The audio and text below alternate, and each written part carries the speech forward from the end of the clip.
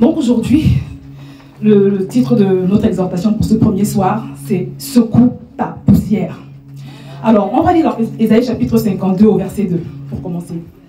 « Secoue ta poussière, lève-toi, mets-toi sur ton séant, Jérusalem, détache les liens de ton cou, captive, fille de Sion, secoue ta poussière, lève-toi, mets-toi sur ton séant, Jérusalem, détache les liens de ton cou, captive, fille de Sion. » Amen. La parole du Seigneur est formidable. Vous allez comprendre au fur et à mesure pourquoi le Seigneur nous demande de secouer notre poussière. Amen. Vous savez, il y a quelques jours de cela, environ une semaine, avec mon mari, nous avons accompagné notre fils pour... il a besoin d'une voiture. Comme il est encore très jeune, il a peut-être besoin qu'on l'aide, qu'on lui donne des conseils, voilà. Donc nous sommes allés chercher cette voiture. Et quand on arrive à l'endroit, on se rend compte que la voiture est très bien. Elle est vraiment en très bon état, la carrosserie impeccable. Tout était bien, on sentait que la voiture était en bon état. Mais elle était tellement remplie de poussière. Je me suis dit, mais le cas normal, c'est que quand tu vends une voiture, tu la fais nettoyer avant de la présenter. La voiture était remplie de poussière. Vous voyez? C'est vrai qu'après, il m'a expliqué que non, son corps est souffrant. Bon, bref. Vous voyez? Et vous allez vous rendre compte que d'une manière générale, tout ce qui est recouvert de poussière n'est pas mis en valeur. Quand tu veux mettre quelque chose en valeur, tu nettoies. C'est comme ça. C'est pareil pour les objets, les pièces, les endroits. Pour que ce soit mis en valeur, il faut que ce soit dépoussiéré. Voilà. Et le Seigneur a employé cette image pour me parler de la vie d'une femme, ici ce soir. C'est-à-dire que la poussière, dans le contexte de cette retraite, représente toutes ces limitations dans ta vie, toutes ces forteresses, toutes ces choses mauvaises que Dieu n'a pas plantées dans ta vie. En passant, il dit qu'il va les arracher dans le nom de Jésus. La poussière, c'est la haine, la colère, les rancœurs, le manque d'estime, la peur, toutes ces choses qui t'emprisonnent et qui t'empêchent de manifester ce que Dieu a prévu. Amen. C'est vraiment terrible. Et est-ce que la régie peut afficher la première photo que je leur ai demandé de mettre en exergue? Parce qu'on va voir une image ce soir et tu vas comprendre l'enjeu. Tu vas comprendre pourquoi le Seigneur nous demande de secouer toute forme de poussière de nos vies ce soir. Est-ce que la régie peut afficher la première image? Ah, ça ne s'affiche pas bien. Sinon, vous pouvez afficher l'autre image également. Parce que c'est très important qu'on voit. Parce que c'est quand on voit l'image que ça permet d'illustrer en fait ce qu'on a. Voilà. Vous voyez? Donc là, c'est la même voiture. Hein. En haut, elle est couverte de poussière. Elle ne donne même pas envie. Même gratuitement, tu n'as pas envie d'une telle voiture. Mais là, voilà. Après le nettoyage, après qu'elle ait été dépoussiérée, après qu'elle ait été lavée. Et le Seigneur te dit que ce soir, c'est toi la première voiture là. Tu vas ressortir comme ça. Amen. Le Seigneur va te dépoussiérer. Le Seigneur va te dépoussiérer. Le Seigneur va te dépoussiérer. Ce week-end, c'est le week-end où le Seigneur te débarrasse de toute forme de poussière qui masque ta beauté, ta gloire. Ce week-end, c'est le week-end où le Seigneur te débarbouille complètement. Amen. C'est le week-end où le Seigneur remplace les années que la sauterelle a dévorées. Ce week-end, c'est le week-end où le Seigneur révèle ta gloire. Je vous ai dit qu'on ne peut pas entrer dans sa présence et en ressortir comme ça. Jamais. C'est pas possible. Il te dit secoue ta poussière. Tourne avec ta voisine et tu lui dis secoue ta poussière. Ah oui. Tourne avec l'autre et tu lui dis la même chose. Toute forme de poussière doit être secouée de nos vies. Parce que Dieu veut que ta gloire soit révélée. Dieu veut que ta splendeur soit révélée. Parce que tu es splendide. Tu es splendide, c'est la vérité. Et on va le voir là. Amen. Ah oui. Non, mais ce que Dieu a fait pour nous est énorme. Moi, j'ai hâte de vous partager ce qu'il m'a donné. Amen. Ah oui, c'est incroyable. Acclamons le Seigneur. On avance. Et je peux te certifier pour toi qui as choisi de dire oui à cette convocation divine, que tu ne repars pas d'ici tel quel. Tu ne repars pas d'ici les bras ballants. Ah non, mais je te le dis. Non, mais c'est très important. Ce week-end, nous allons parler d'amour de soi, mes bien-aimés. Parce que, en fait, le fait de t'aimer, est-ce qu'il va te motiver à dégager la poussière dans ta vie de manière à ressortir le joyau que tu es? Pour que la poussière la tombe, il faut que tu t'aimes suffisamment pour avoir envie de payer le prix. Amen. Mais avant toute chose ce soir, nous allons planter le décor en parlant de la source de l'amour de soi. Parce que l'amour de soi a une source en fait. L'amour de soi, la source de l'amour de soi, c'est la connaissance de ton identité, de ta valeur en Christ. Parce que tu as une valeur, ma soeur. Tu as une valeur. Et c'est uniquement quand tu commences à mesurer cette valeur-là que tu peux commencer à t'aimer comme Dieu t'aime. Tu peux commencer à te traiter comme Dieu te traite. Tu peux commencer à investir en toi de manière à te débarrasser de toutes ces saletés. Amen. Donc on va planter le décor comme je l'ai dit. On va parler rapidement d'identité en Christ. Parce que je sais qu'il y a des personnes dans la salle qui ne sont pas forcément DCC, même si elles sont DCC. Ce n'est pas parce que tu as eu des cours sur l'identité en Christ que tu l'as compris. Parce que c'est une chose d'être informé que tu as une identité, que tu as une valeur en Christ. Et c'est autre chose de le vivre. Moi, j'ai vu des gens enseigner même sur l'identité, mais sans vivre la chose. Donc c'est pour ça que je voudrais planter le décor ce soir. Amen. Parce que quand tu me... Je t'assure, ma bien-aimée, la femme qui a reçu la révélation de qui elle est en Christ, c'est fabuleux en fait. Elle paye le prix. Elle paye le prix pour le ressortir. Elle paye le prix pour le vivre. Amen. Est-ce qu'on peut afficher la deuxième image, s'il vous plaît? Ça, c'est un tableau. Qui aime ce tableau?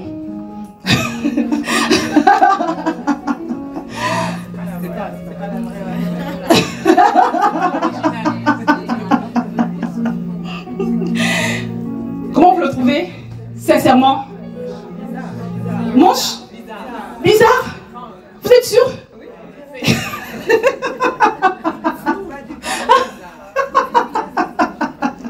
C'est incroyable.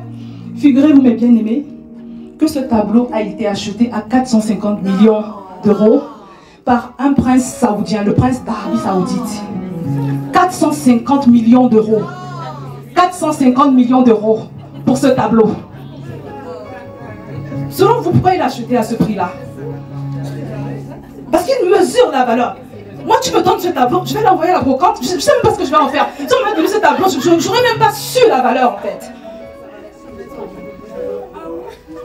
Donc, tout est question parfois de connaître la valeur des choses.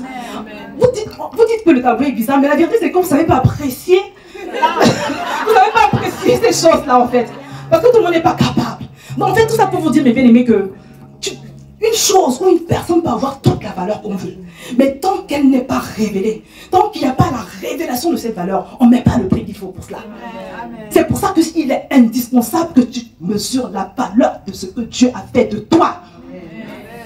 Qui a déjà entendu parler du welcome bonus? Vous savez ce que c'est? Quand tu arrives dans certaines grandes entreprises, on te donne une sorte de prime de bienvenue. C'est souvent dans les grosses boîtes, hein, une sorte de prime de bienvenue pour te dire qu'on t'apprécie, on mesure ta valeur. Voilà. Et c'est vraiment quelque chose de fabuleux parce que mon mari, il a eu droit à ça il y a quelques années. J'étais impressionnée, je ne savais même pas que ça existait. Un chèque un montant à 5 chiffres. C'était énorme, juste pour te dire que on mesure la valeur. On t'apprécie en fait. C'est pour te motiver. Voilà. C'est ça le welcome bonus. La prime de bienvenue. Et je voudrais que tu saches, je voudrais dire ici à une femme que quand tu es venue dans le royaume, le jour où tu as fait la prière du salut sincèrement, le jour où tu as donné ton cœur à Jésus, tu as reçu un welcome bonus. Tu as reçu un welcome bonus incomparable. Incomparable. Qui ne se chiffre pas en argent.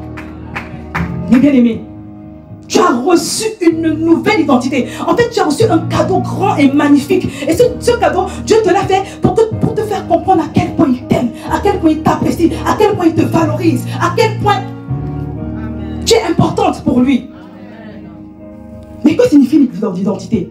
Est-ce qu'on peut afficher la pièce d'identité, s'il vous plaît? C'est très important. En fait, pour une femme qui n'a pas encore compris ces choses, je peux dire que ta destinée se joue ce soir. Parce que quand tu le comprends, ça te révolutionne. Ça te révolutionne. Ça, c'est la nouvelle pièce d'identité française. Dieu nous a donné une nouvelle identité quand on arrive dans le royaume. Amen. L'identité, je vais définir d'abord. Le dictionnaire Larousse définit le terme identité comme un ensemble de données qui permettent d'individualiser quelqu'un, date et lieu de naissance, nom, prénom, filiation. L'identité indique également le caractère et la singularité d'une personne. Donc l'identité, c'est ce qui caractérise, définit ou distingue un individu. Je ne sais pas comment tu te définis. Je ne sais pas comment tu te vois. Je ne sais pas comment tu te... Voilà, quelle est l'identité que tu t'attribues. C'est très important parce que ça détermine toute ta vie. Ça détermine toute ta destinée. Ça détermine tes choix. Et même dans le monde, quand tu changes d'identité, en fait, quand tu changes d'identité, c'est-à-dire que quand tu changes de nom, en fait, c'est une révolution également qui se passe dans la mesure où, c'est-à-dire que tout ton passé disparaît. Tes antécédents de crédit, tes antécédents de, voilà, professionnels, tout disparaît. C'est pour te dire que quand Dieu te dit qu'il t'a donné une nouvelle identité, c'est quelque chose de très fort. Et on va le comprendre. On va le comprendre. Amen. C'est très important. Donc on va voir ce qu'il y a dans le pactole, le welcome bonus que Dieu nous a donné. Mais c'est énorme. Parce que ce welcome bonus, en fait, c'est en plus du salut de l'éternité que Jésus nous donne, en fait. Parce que rien que le don de Jésus, déjà le don de l'éternité, c'est énorme, en fait. Donc on va voir ce qu'il y a dans le pactole que Dieu nous a donné. Premièrement, la Bible te dit que quand tu as accepté Jésus, à l'instant où tu as donné ton cœur à Jésus, l'ancienne personne que tu étais a été détruite, tu as reçu une nouvelle filiation. En fait, la Bible te dit que l'ancienne toi a été détruit. Tu n'as pas été amélioré. Tu vois? Parce que je sais que ce n'est pas encore clair pour beaucoup de personnes. Tu n'as pas été amélioré, mais tu as été recréé dans le nom de Jésus. On va lire un passage qui nous montre que l'ancienne personne que tu étais a été complètement détruite. Romains 6,6. Comprenons bien ceci. Ce que nous étions avant a été cloué sur la croix avec le Christ. Sachons bien ceci. L'être humain, alors ça c'est une autre version. Quelle est la version qu'elle a affichée? L'être humain que nous étions auparavant, ça c'est la version Bible français courant. L'être humain que nous étions auparavant a été mis à mort avec le Christ sur la croix. C'est puissant. Deuxièmement, c'est-à-dire on est toujours dans la nouvelle filiation que tu as reçue. Tu as été intégré dans la généalogie du roi de l'univers. Mais bien aimé, c'est trop fort. Jean chapitre 1 au verset 12 nous dit ceci. À tous ceux qui l'ont reçu, à ceux qui croient en son nom, elle a donné le pouvoir de devenir enfants de Dieu, lesquels sont nés non du sang, ni de la volonté de la chair, ni de la volonté de l'homme, mais de Dieu.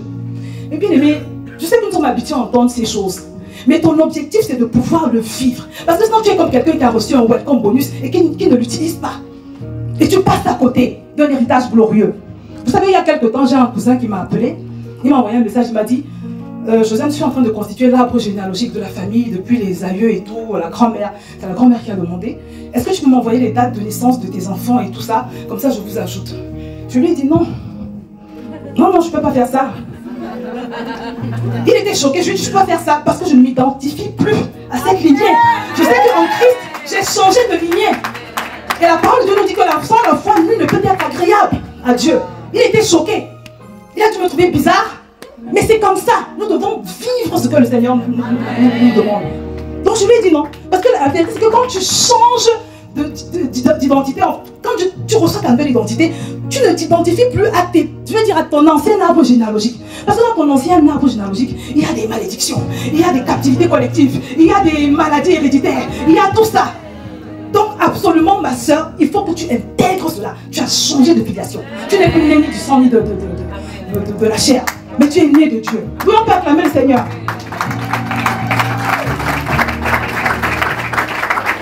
Il y a une jeune fille de 15 ans, il y a cela très longtemps, je venais de commencer sur YouTube. Elle m'a écrit un jour, elle me dit: Josiane, je n'en peux plus, j'ai envie de mourir, j'ai envie de mourir. Tous les jours, je fais une tentative de suicide. Pourquoi? Parce qu'elle est issue d'un inceste. C'est-à-dire que son père avait violé sa mère. Son père était l'oncle de sa mère. Donc son père a violé sa mère et c'est dans ce contexte-là qu'elle est née. Donc elle est un enfant issu d'un viol. Et quand c'est comme ça en Afrique, tu es considéré un peu comme un sorcier, quoi, comme un enfant maudit. Donc elle était rejetée, personne ne voulait la prendre. Elle en souffrait. Elle me disait: Josiane, je ne sais pas ce que je fais sur cette terre. Je suis inutile, je ne sers à rien, j'ai envie de mourir. Je l'ai fait asseoir, je lui ai expliqué ces choses. Je lui ai dit: ma chérie, depuis que tu es née de nouveau là, cette personne-là, qui était issue d'un viol, qui était le fruit d'un viol, d'accord, et d'un inceste, elle a été détruite. Elle n'existe plus. Elle n'existe plus. Oublie l'ancienne personne que tu étais. Oublie. Tu as un nouveau passé. Tu as un nouveau présent, je veux dire. La personne qui est née du viol n'existe plus. La Bible dit qu'elle a été tuée. Tu n'as pas été améliorée. Tu as été recréée. Amen. Je ne sais pas, ma bien-aimée. ce qui a pu se passer dans ton, voilà, dans ton passé. Pardonnez la répétition. Je ne sais pas, peut-être que tu t'es prostituée. Je ne sais pas ce qui a pu se passer. Mais le Seigneur te dit que cette personne n'existe plus. Elle a été complètement détruite. Et c'est important que tu le reçoives. C'est important que tu le reçoives. Ah oui, oui, oui. Non, mais vous pouvez acclamer le Seigneur. Sentez-vous totalement libre. Parce que ce qu'il a fait, c'est énorme. C'est énorme. Je prends du temps sur ce premier point parce que c'est important. Il y a une autre fille aux États-Unis, son père, à un moment donné, on a découvert qu'il avait tué et violé beaucoup de personnes. Ça a fait un gros scandale il y a quelques années. C'était un chauffeur de bus. Mais il faisait des choses horribles à ses victimes. Mais un monstre, comme on le dit. Et quand un jour les journalistes l'ont interviewé, elle a dit que ce qui l'a fait le plus souffrir, c'est de se dire qu'elle est la fille d'un tel monsieur. Elle a dit une phrase qui m'a beaucoup marqué. Je me suis dit vraiment, c'est pour ça que nous devons évangéliser. Les gens ont besoin de connaître le Seigneur. Elle a dit une phrase qui m'a marqué. Elle a dit, vous vous rendez compte, j'ai du sang de monstre dans mes veines. J'ai du sang de monstre qui coule dans mes veines. Et elle en souffrait. Je dis que je suis la femme d'un tueur. Je suis la femme de ce tueur en série. Je ne suis pas la femme, je suis l'enfant. Je suis l'enfant d'un tueur en série. Bon, ma soeur, une fois que tu reçois la révélation de ce que le Seigneur a fait dans ta vie, peu importe qui était ton père, peu importe qui était ton grand-père, même si c'était un sorcier international, peu importe, la Bible te dit que l'ancienne personne a été détruite. La Bible te dit que tu as reçu un nouvel arbre généalogique. La Bible te dit que tu es de lignée céleste maintenant, dans le nom de Jésus. Amen. Peut-être que tu es comme moi. À un moment donné, surtout quand je commençais sur YouTube, il y a des gens qui disent que YouTube c'est une jungle. Ah oui, surtout quand tu commences à être un peu connu, c'est compliqué. Tu reçois des harcèlements, des persécutions, des insultes. Et je me rappelle qu'à une époque, j'en recevais tellement parce qu'il y avait un courant de pensée qui disait qu'une femme ne doit pas prêcher, une femme ne doit pas enseigner. Donc il y a des gens qui n'étaient pas d'accord que je fasse des vidéos, que je parle de Jésus. Donc je recevais des insultes. Il y avait un groupe de personnes, c'était tout le temps. Oh, fille du diable, voilà, prostituée, toutes sortes d'insultes. Et un jour, un frère qui était sur YouTube aussi, il m'a envoyé un message, il me dit, mais Josiane, est-ce que tu ne vois pas toutes les insultes? Est-ce que tu ne vois pas toutes ces choses qu'on dit sur toi? Mais pourquoi tu ne filtres pas tes commentaires? Mais pourquoi tu ne supprimes pas? Je lui dis, mais pourquoi tu veux que je supprime? J'ai trop de commentaires. Si je commence à le faire, je ne vais pas m'en sortir. Je sais qui je suis. Qu'on me traite de prostituée, qu'on me traite de fille du diable. Je suis établie dans ce que Dieu dit que je suis. Je suis droite dans mes chaussures. Pourquoi tu veux que je perde mon temps à supprimer ces commentaires? C'est pour vous dire, mes bien-aimés, que c'est une révélation que chacun a besoin de recevoir. Tu as besoin, parce que tu vas recevoir non seulement des pensées parfois qui arrivent dans ta tête, le mépris des personnes, des insultes. Il faut que tu saches qui tu es. Il faut que ce soit établi en toi. Amen. On va passer au deuxième point. La deuxième chose, le deuxième élément du pactole, du welcome bonus que Dieu nous a donné. Parce que nous sommes en train de décortiquer ce qu'il y a dans le welcome bonus du Seigneur. C'est très important. Tu es devenu le palais de Dieu. Dieu est venu vivre en toi. Le Dieu très haut, le Dieu tout-puissant.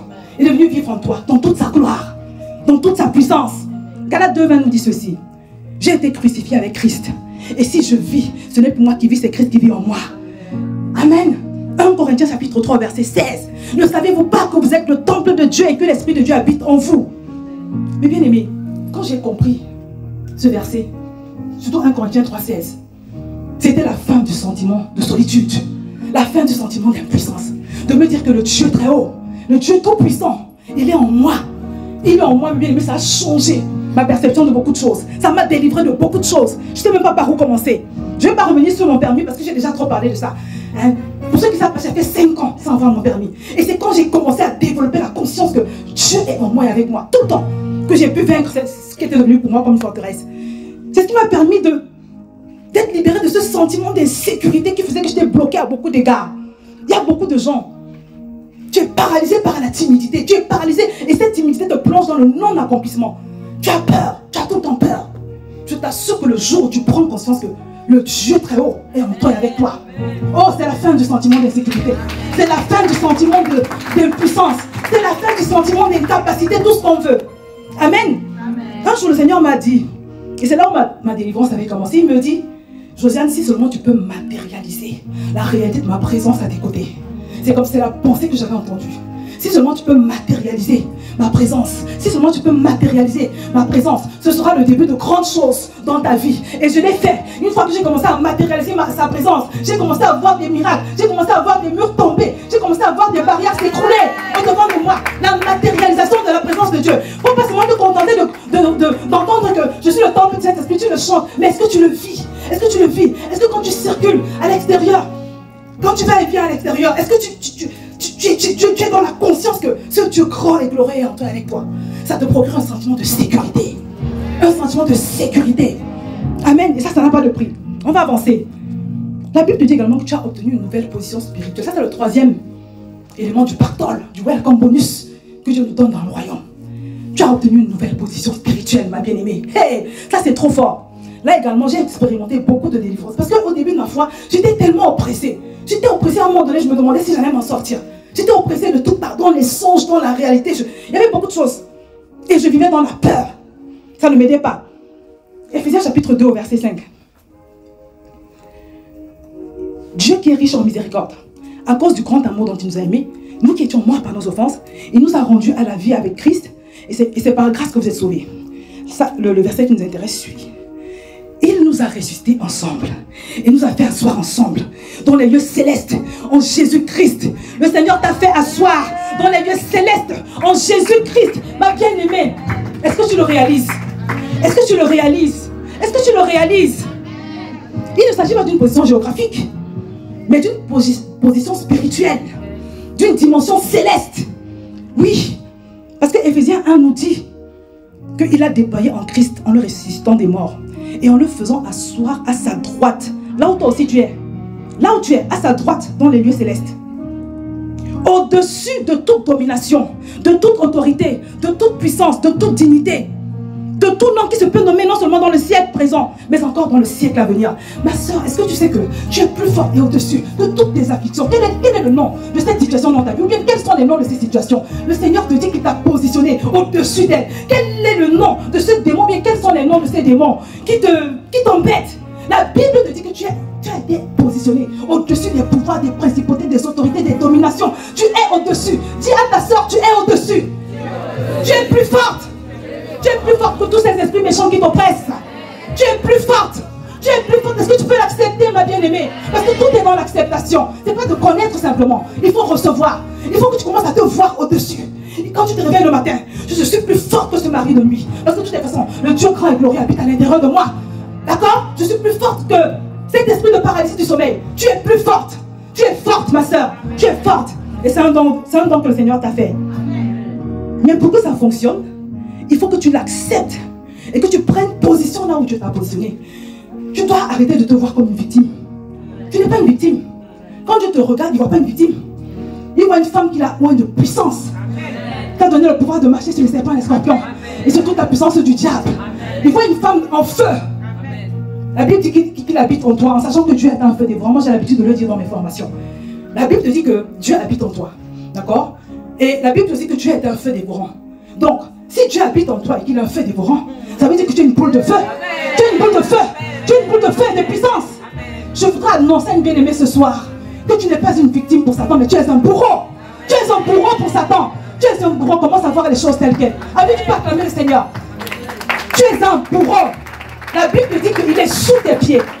Ah oui, c'est des choses... tu dois cesser de te voir comme une victime. Parce que ce n'est que à cette condition-là, que ces démons-là vont te lâcher. Je ne sais pas si j'ai le temps de partager mes expériences. Parce que moi, c'est comme ça que j'ai connu la délivrance. Personne ne me l'a dit. Parce que vous savez, des fois, c'est dans les formations que tu reçois des choses. Moi, je l'ai découvert, je ne sais pas, je ne dirais pas au hasard d'un combat que je faisais. Mais c'est quand tu prends position que tu vois la différence.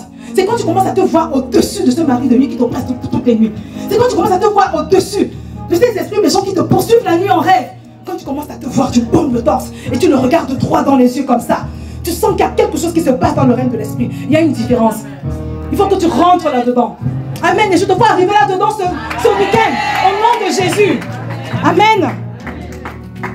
Quatrièmement, le quatrième élément du pactole. Après, on va rentrer dans le vif du sujet.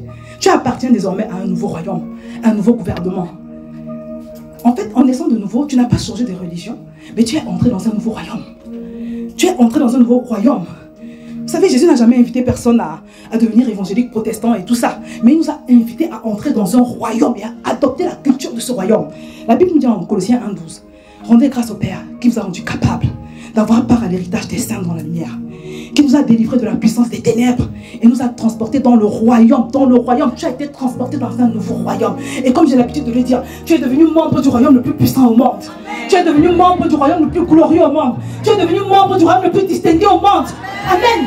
Est-ce que tu peux commencer à te voir comme une royauté, comme une personne distinguée, si ce n'était pas encore le cas? C'est tellement important. Et j'en profite pour te dire que qui dit nouveau royaume, dit aussi nouvelle culture. Parce que beaucoup de chrétiens ne sont pas conscients de cela. C'est pour ça qu'il y a tellement de scandales, tellement de gens qui font n'importe quoi. Parce que quand tu prends... Vous savez, quand le Seigneur a commencé à me révéler ces choses, il m'a donné l'exemple du royaume d'Angleterre. Dans ce royaume-là, ils ne font pas n'importe quoi. Ils ne mangent pas n'importe comment. Ils ne vont pas n'importe où. Ils n'ont pas de relation avec n'importe qui. Ils ne parlent pas n'importe comment. Là, on parle d'un royaume terrestre. Est-ce que vous savez que dans notre royaume également, il y a des principes. Il y a une culture à respecter. Mais moi, la plupart des chrétiens que je connais, malheureusement, ils s'en fichent plus ou moins. Du moins, soit ils ne sont pas conscients, soit c'est quelque chose d'abstrait pour eux. C'est vrai que quand on regarde le royaume d'Angleterre, il y a une dame qui a épousé un prince de ce royaume et qui n'a pas supporté, qui n'a pas accepté la culture de ce royaume. Elle est partie avec le prince. Ça, c'est ce qui se passe quand on n'accepte pas la culture du royaume. Mais nous devons accepter. Amen. Ma bien-aimée, avant qu'on passe à la prochaine étape, je voudrais que tu te lèves et qu'en signe d'honneur, tu acclames le Seigneur pour ce welcome bonus qu'il t'a donné. Je voudrais que tu témoignes ta gratitude. Que tu témoignes ta gratitude au Seigneur.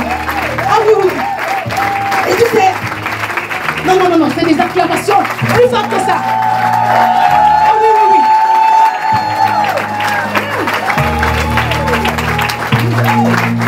Oui, c'est très important. Désormais, quand tu vas chanter, je sais qui je suis en Christ, ce que j'ai en Christ. Tu vas le chanter en esprit et en vérité. Est-ce que tu chantes peut venir? Je sais qui je suis en Christ, ce que j'ai en Christ.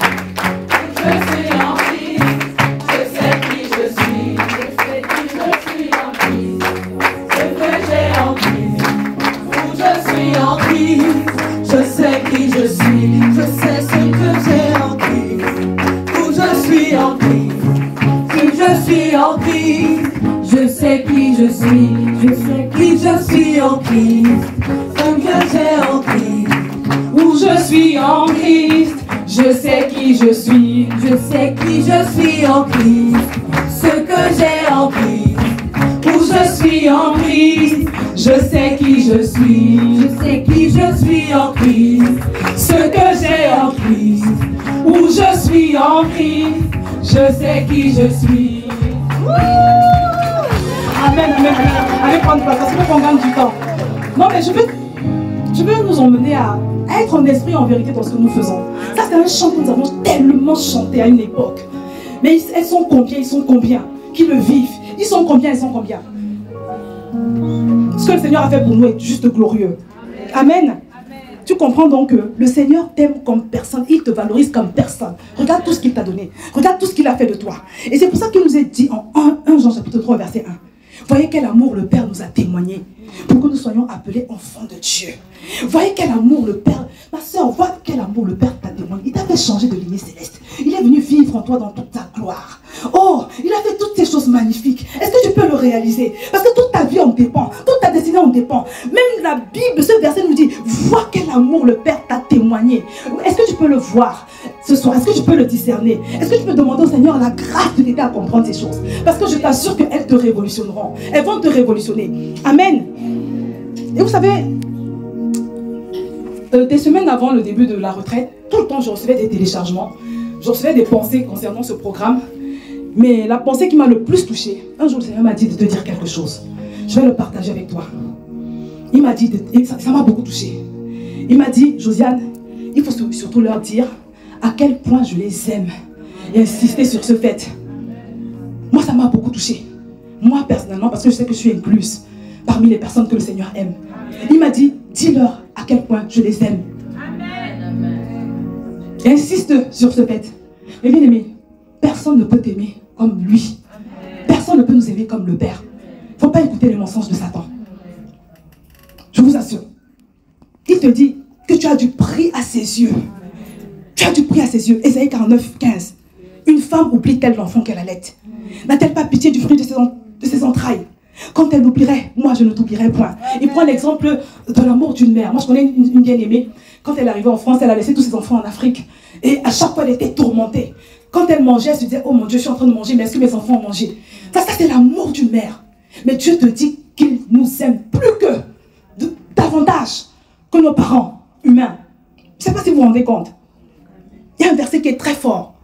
Je t'ai gravé sur mes mains. Je t'ai gravé sur mes mains. Tes murs sont toujours devant mes yeux. En fait, c'est une parole qui est très forte. Vous savez, je vois les gens quand ils sont amoureux, parfois ils font des tatouages en l'honneur de leur amoureux, ils mettent son nom avec un cœur. Vous voyez, les gens font toutes sortes de choses. Donc imagine maintenant le Seigneur. Est-ce qu'elles ont affiché, gloire à Dieu, voici je t'ai gravé sur mes mains. Eh bien, est-ce que tu peux imaginer un seul instant? Tu peux t'imaginer un seul instant gravé dans la main de Dieu. Gravé dans la main. C'est-à-dire que tellement qu'il t'aime, il t'a gravé dans sa main. Est-ce que tu le réalises? Est-ce que tu le réalises, ma soeur? C'est trop fort. En Zacharie chapitre 2 au verset 8, il nous dit, celui qui vous touche la prunelle de son œil.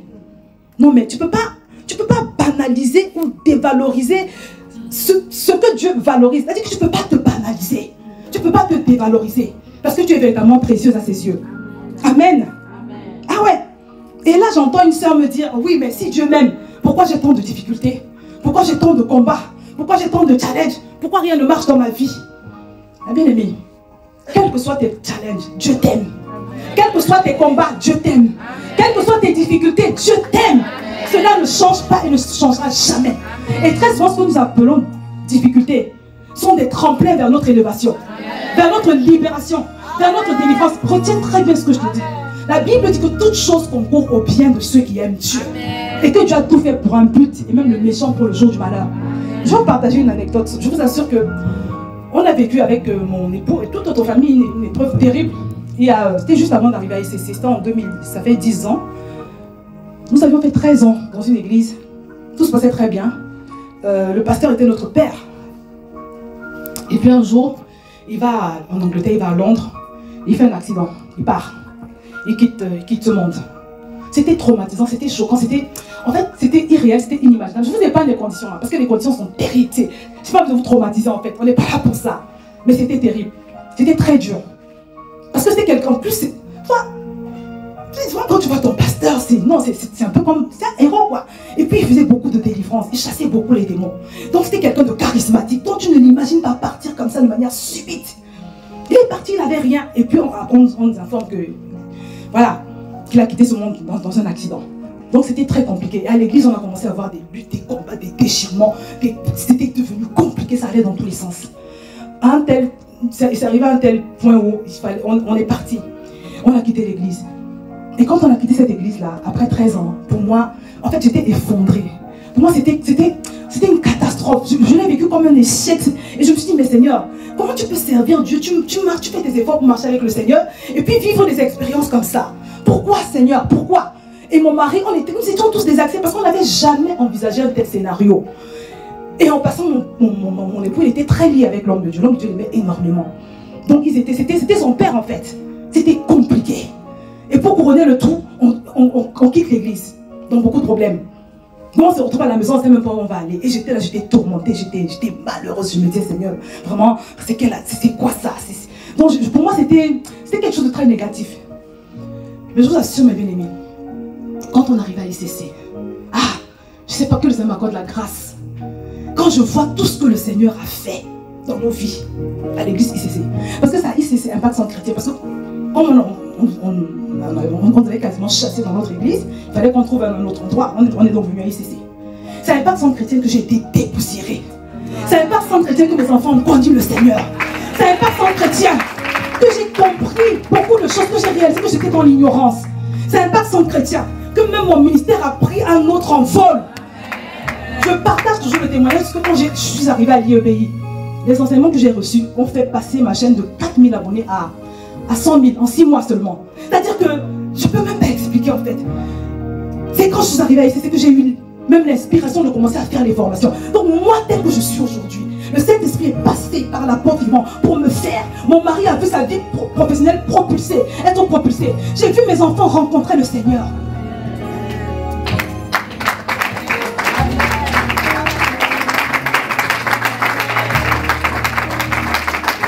Après avoir vécu quelque chose que je considérais, pour moi c'est comme une malédiction.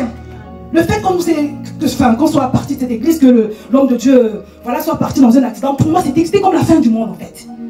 Ah, quand Dieu tire du bien d'une circonstance difficile, il ne faut jamais se plaindre. La Bible te dit que Dieu a tout fait pour un but. Dieu a tout fait pour un but. Ses plans sont parfaits. Ses plans sont parfaits. Peut-être que tu ne comprends pas aujourd'hui. Tu ne comprends pas pourquoi. Mais tu vas comprendre. Tu vas comprendre, ma bien-aimée. Parce que des expériences comme ça, je peux t'en raconter. 10, 20, 30, 100. Moi, j'ai appris à ne plus me plaindre. J'ai appris à rendre grâce à Dieu en toutes circonstances. Donc, quoi qu'il se passe, je dis Seigneur, tu sais ce que tu fais. Tu sais où tu m'emmènes. Donc, ma soeur, Dieu t'aime. Dieu t'aime. Il t'aime. Tu ne comprends pas. Pourquoi? Mais tu vas comprendre.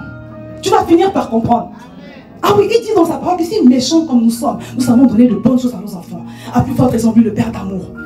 Ah non, mais c'est très important.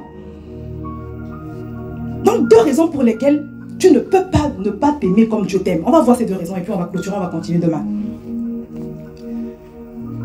La première raison pour laquelle tu ne peux pas ne pas t'aimer comme Dieu t'aime, c'est que il faut que tu sois aligné avec lui. Tu ne peux pas te permettre, comme je l'ai dit dans les annonces que j'ai passées, de nourrir un sentiment autre que celui de Dieu qui t'a créé. Parce que Jean 16, verset nous dit que le Père lui-même nous aime. Donc Dieu t'interdit et il m'interdit de te déprécier. Il t'interdit de ne pas t'apprécier. Dieu t'interdit. En fait, quand tu fais ça, tu offenses le Saint-Esprit. Parce que la Bible nous dit également que ce que Dieu a déclaré pur, ne le regarde pas comme souillé. Dieu te dit que tu es une perle de grand prix. Il te dit que tu es une créature merveilleuse. Il te dit que tu es une personne de haute valeur. Il ne t'autorise pas à déposer un autre regard, à avoir une autre opinion sur toi. Amen. Ah non, mais c'est très très important. Et en plus, il te dit que tu ne t'appartiens pas à toi-même. Nous devons également avoir cette notion-là. Vous voyez? Parce que 1 Corinthiens 6, 19 nous dit que nous ne nous appartenons pas à nous-mêmes. Donc, nous n'avons pas tous les droits sur notre personne. Nous n'avons pas tous les droits sur notre personne. Ce que Dieu a déclaré élevé, ne le regarde jamais comme petit. Jamais. Amen. Quand il te dit que tu es une personne céleste, ne te regarde pas comme une personne ordinaire. C'est pour ça que nous passons à côté de tellement de bénédictions. Parce que tout marche par la foi. Dans le royaume, tout marche par la foi. Il dit, j'avais dit, vous êtes des dieux. J'avais dit, vous êtes des dieux. Psaume 82, 6. Est-ce que tu l'acceptes? Est-ce que tu le crois? Tu es une personne magnifique, céleste. Tu es une personne surnaturelle. Tu es une personne hors du commun. Mais il y a beaucoup de poussière en toi et autour de toi qui t'empêchent de le manifester. Et on est là ce week-end pour te débarrasser. Le Saint-Esprit est là ce week-end pour te débarrasser de toutes ces poussières-là. Amen. On va prendre quelques exemples. Vous savez, dans ce monde, on considère une chose, une personne admirable quand, voilà, on va dire une personne. On considère une personne admirable quand elle a soit beaucoup d'argent, quand elle a beaucoup de biens matériels, ou alors quand elle a beaucoup de diplômes, quand elle est bardée de diplômes. Donc dans le monde, il y a des critères comme ça. Voilà. Et nous, les chrétiens, on a tendance à s'aligner sur ces systèmes de valeurs-là. Or, nous ne devrions pas. Parce que c'est Dieu qui décide. C'est lui qui est Dieu. C'est lui qui est le créateur. Nous n'avons pas à les suivre. C'est à nous de leur montrer le chemin. Quand Dieu a dit, ma soeur, tu es une personne extraordinaire. Tu es une personne fabuleuse. Tu es une personne fabuleuse, c'est tout. Peu importe les considérations du monde. Ésaïe 55, verset 8. Ésaïe chapitre 55, verset 8. Car mes pensées ne sont pas vos pensées, et vos voix ne sont pas mes voix, dit l'Éternel. Autant les cieux sont élevés au-dessus de la terre, autant mes voix sont élevées au-dessus de vos voix, et mes pensées au-dessus de vos pensées. Non, mais c'est ça en fait.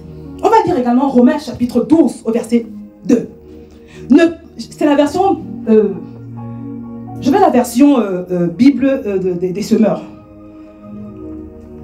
Ne prenez pas comme modèle le monde actuel, mais soyez transformés par le renouvellement de votre intelligence pour pouvoir discerner la volonté de Dieu.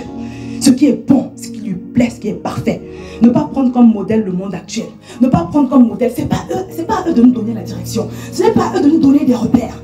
Ce n'est pas eux. Amen. qui aspire au mariage, on va te dire que une femme belle, c'est une femme qui a une certaine taille. D'accord? Il faut avoir une certaine taille, voilà, une certaine taille, la forme de ton corps. Mais c'est faux. Le Seigneur te dit que tu es une créature merveilleuse. Point. Et cela ne souffre d'aucune argumentation. Que Dieu soit vrai et que tout homme soit menteur. Et je peux même te dire, pour toi qui es célibataire et qui aspire au mariage, que ton habileté à attirer un homme dépend du niveau jusqu'où tu te vois comme Dieu te voit. Tu as intérêt à te voir comme Dieu te voit. Parce que c'est quand tu vas commencer à te voir comme Dieu te voit que sur le plan surnaturel, il y a quelque chose qui va se passer. Ce que tu vas croire va se manifester.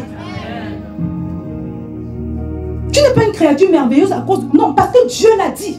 Donc toi maintenant, aligne-toi avec Dieu. Considère-toi comme une personne distinguée, comme une personne de valeur, comme une personne magnifique, comme une personne merveilleuse. Et tu vas voir que tu vas attirer. Parce que tu t'es aligné avec Dieu. Tout marche par la foi. Avec le Seigneur, tout marche par la foi. Ne nous y trompons pas. Tu n'as pas besoin de faire de chirurgie esthétique et de te déformer. Moi, je vois beaucoup de sœurs authentiques en Christ qui font la chirurgie esthétique.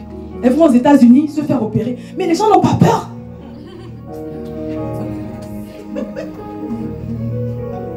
Parce que quand tu t'opères, d'accord? Pour moi, si ce n'est pas pour un problème sérieux de santé, c'est pas la peine. Il y a toujours un risque. Moi, j'ai un ami qui a perdu son fils. Il s'est fait opérer pour une opération banale. Il y a eu un mauvais dosage de l'anesthésie, un truc comme ça. Une mort bête, une opération des amygdales. Non. Donc, il y a toujours un risque. Toi, tu vas te faire opérer, soi-disant pour t'améliorer. Ne fais jamais ça, ma soeur. Tu es une créature merveilleuse. Tu es une créature merveilleuse. Tu es une créature merveilleuse. Tu n'as pas besoin de te poser un implant fessier. Non, pour avoir un derrière rebondi. Je vais te dire pourquoi. Si tu estimes que tu es trop plate à l'arrière, les plans de Dieu sont parfaits. Il sait pourquoi il t'a donné ce derrière plat là. Il y a un homme qui va venir, il va aimer ce derrière plat.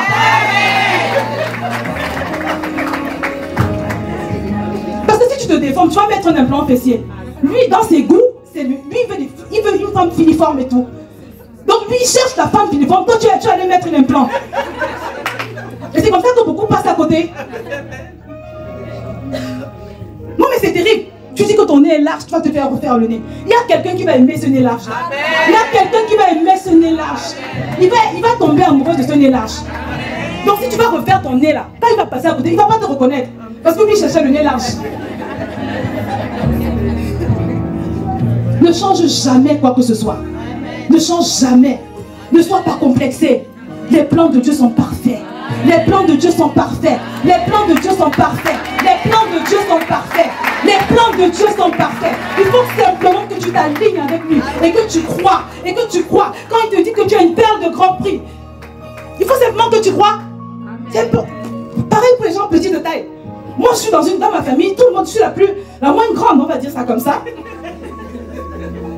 Non, mais c'est vrai. Moi, mon petit frère, on a un an différent. Depuis qu'on était enfant, adolescent, les gens me disaient, mais tu es sûr que ton petit frère, lui, il a 1m95, il a toujours été très grand.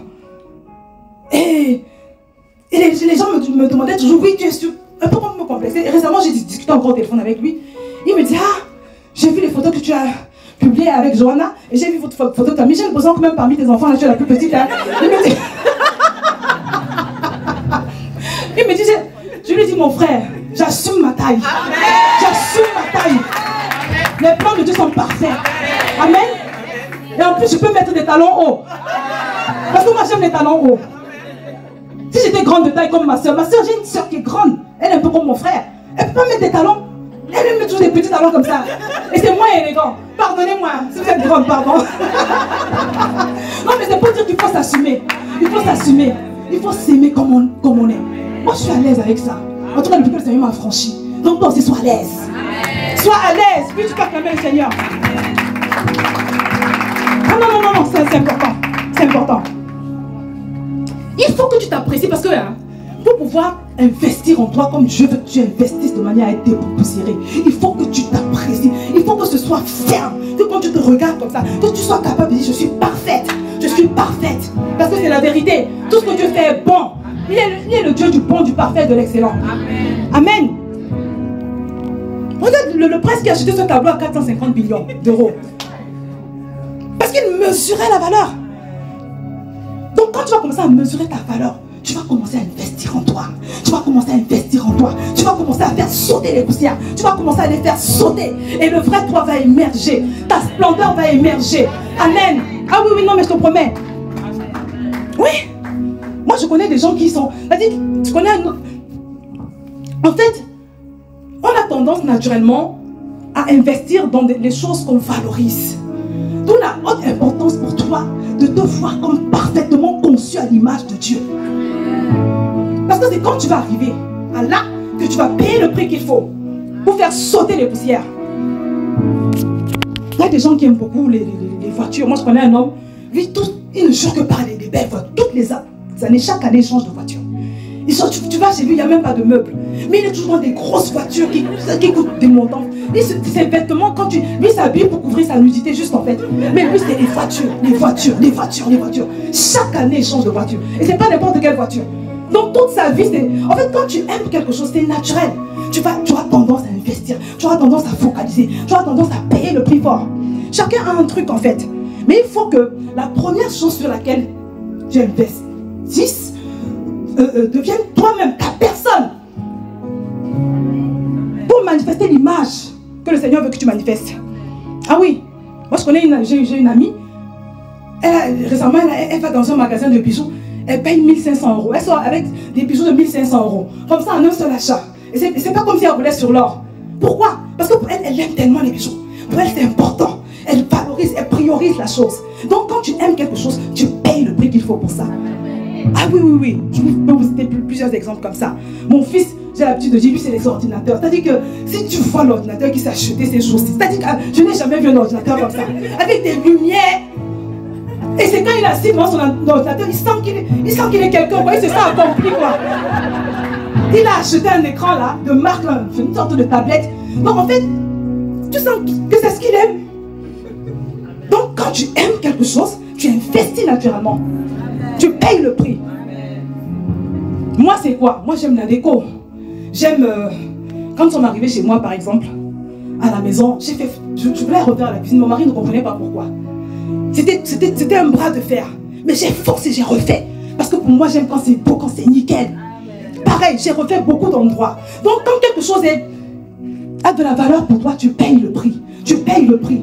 Et le Seigneur veut ce week-end que tu apprennes à payer le prix sur ta propre personne. Parce que c'est la priorité de Dieu. C'est la priorité de Dieu. C'est quand tu vas payer ce prix. C'est quand tu vas payer ce prix que tu vas entrer en phase avec lui. Que tu vas commencer à manifester ce que le Seigneur veut que tu manifestes. Non mais c'est très important. On arrive à la fin, mes amis. T'aimer te pousse à te faire du bien. Tu seras épanoui. Tu seras épanoui. Tu vas ressortir ta splendeur. Et tu vas également être une personne qui va faire du bien aux autres. Tu vas vivre ta vraie vie. Au lieu de vivre une vie de frustration qui n'est pas la tienne, tu vas entrer dans ta vraie vie. Amen. Tu vas entrer dans ta vraie vie. Tu vas entrer dans ta vraie vie. Et le Seigneur te dit que ce week-end, c'est le week-end où tu entres dans ta vraie vie. Ce week-end, c'est le week-end où tu entres dans ce que le Seigneur a pour toi. Ce week-end est un week-end où tu ne repars pas tel que tu es venu. On acclame la parole du Seigneur.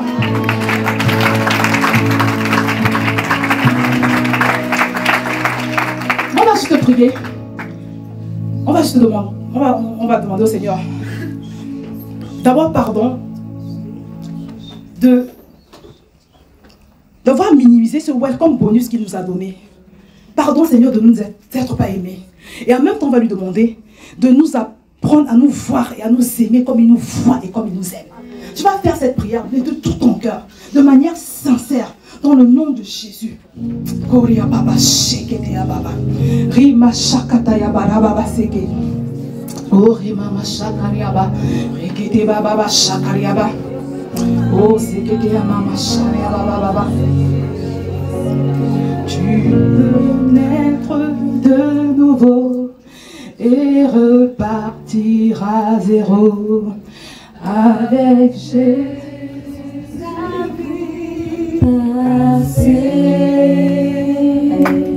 Et repartir à zéro, et repartir à zéro, avec Jésus pour berger. Tu peux naître de nouveau, tu peux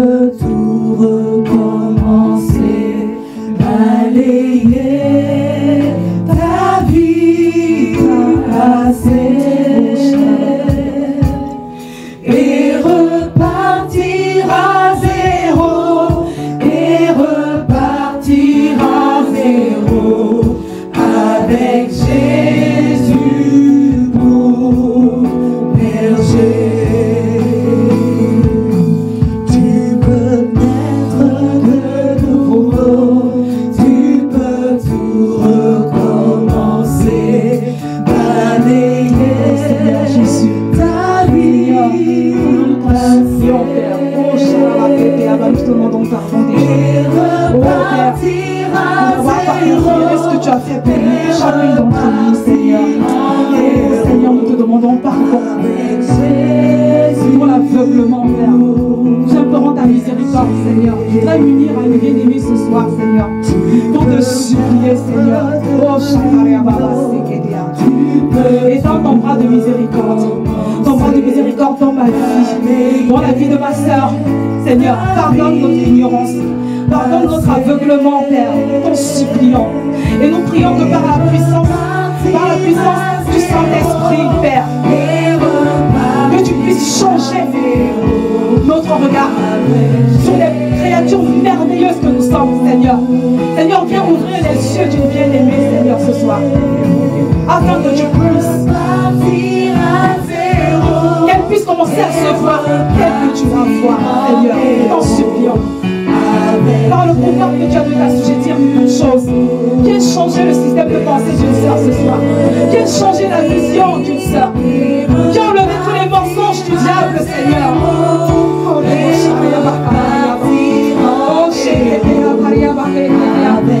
Seigneur, aide-nous à comprendre ce que tu as fait pour nous. Fais-nous passer de la formation à la révélation, Seigneur. Nous t'en supplions. Nous ne voulons plus passer à côté d'un héritage si glorieux. Nous ne voulons plus passer à côté d'un héritage si magnifique, Seigneur. Non, nous ne voulons plus. Nous en avons marre de nous faire voler par Satan. Seigneur, nous voulons vivre nos vraies vies.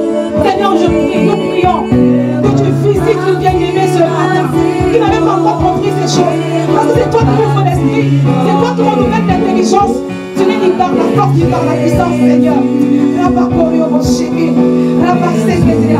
Nous t'en supplions, Seigneur. Seigneur, nous t'en supplions. Viens souffler, Père. Souffle, Seigneur, pour cette femme. Souffle, Père. Restaure une femme. Relève une femme. Purifie une femme. Change le mindset d'une femme. Change la vision d'une femme, Seigneur. Est-ce que tu es en train de prier, ma bien-aimée? Est-ce que tu es en train de supplier le Seigneur? Est-ce que tu es en train de le supplier de changer ta vision? Est-ce que tu es en train de le supplier de te faire passer de l'information à la révélation? Père, il n'y a que toi, le changement. Il n'y a que toi qui puisse transformer, Seigneur.